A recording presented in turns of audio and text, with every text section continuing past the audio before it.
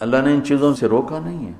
عورت شادی کرو، تمہیں اللہ نے اجازت دی ہے، اولاد ہے ان کی پرورش کرو، کمانا ہے تو کماؤ، سونا چاندی کماؤ، کون روکتا؟ اور سواریاں اچھی رکھنی ہے تو رکھو. میرے نبی نے گدھے پر بھی سواری کی، خچر پر بھی کی، اونٹ پر بھی کی، اور اعلی نسل کے گھوڑوں پر بھی کی. تو آپ نے امت کے تمام طبقات کے لیے راستہ دکھا دیا. اسلام میں صرف غربت کا نمونہ نہیں، اسلام چپڑاسی سے لے کر بادشاہ تک کا نمونہ پیش کرتا ہے، اور زندگی کے ہر پہلو پر میرے نبی کا نور پڑ رہا ہے اور ان کی روشنی پڑ رہی ہے کہ بادشاہوں کو بھی اگر زندگی گزارنی ہے تو نبی کے طریقے کو دیکھیں گے. ایک دفعہ سعد بن عبادہ آپ کے لیے ایک جوڑا لائے کپڑوں کا، کہا جی آپ کو پہنانا ہے. آپ نے پوچھا کتنے کا ہے؟ فرمایا 27 اونٹ دے کے یہ جوڑا خریدا ہے. 27. آج بھی ماٹھے سے ماٹھا اونٹ 2 لاکھ کا ہے، تو تم اسی ردی اونٹ پہ رہو. 2 لاکھ تو 54 لاکھ کا جوڑا میرے نبی نے پہنا. انکار نہیں کیا ہے تو اتنا مہنگا لے گا، لے جا، میں نہیں پہنتا. تو انکار کرتے ہیں نا، انکار نہیں کیا، پہنا، اتار دیا.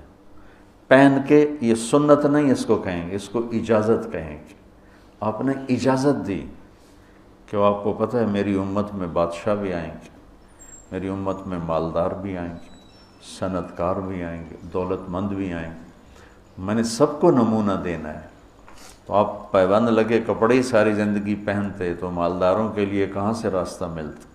پھر تو صرف غریبوں کے لیے آپ نمونہ تھے، مالداروں کے لیے تو نہیں تھے. آپ اگر ساری زندگی گدھے پر ہی سوار کرتے تو لینڈ کروزر والے کو نمونہ کہاں سے ملتا؟ پراڈو والے کو نمونہ کہاں سے ملتا؟ مرسڈیز والے کو نمونہ کہاں سے ملتا؟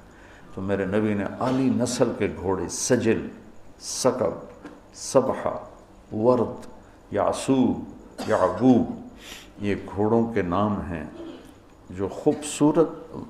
آپ کا ایک گھوڑا تھا ورد گلاب کے پھول کو کہتے کہ جیسے گلاب کا پھول سارے پھولوں میں نمایاں نظر آتا ہے، ایسے ہی وہ گھوڑا سارے گھوڑوں میں نمایاں نظر آتا تھا.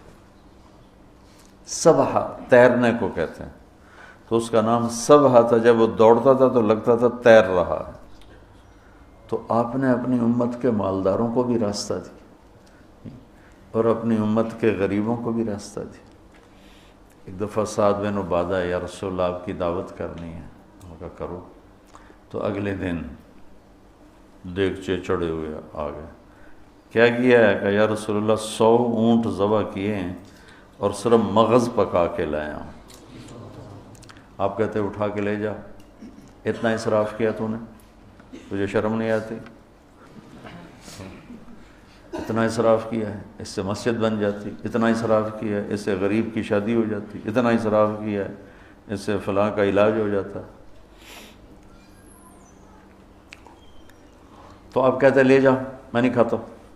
تو کوئی نہیں کھائے گا، تو نے اتنا اسراف. یا رسول اللہ 100 اونٹ ذبح کر کے صرف مغز نکال کے پکایا ہے، آپ کو کھلانا تھا.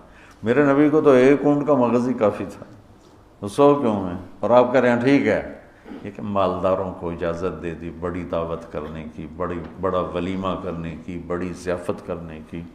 اور 100 اونٹ آپ نے جو کا جل لے جاؤ، غریبوں سے کہا لے جاؤ. 100 اونٹ تقسیم کر دیے اور صرف اس کا مغز نکال کے آ کے اللہ کے نبی کو کھلایا. تو میرے نبی پاک صلی اللہ علیہ وسلم پہ قربان جاؤں. اب زندگی کے ہر خوبصورت پہلو پر آپ نور نبوت چمک رہا ہے، آفتاب نبوت چمک رہا ہے.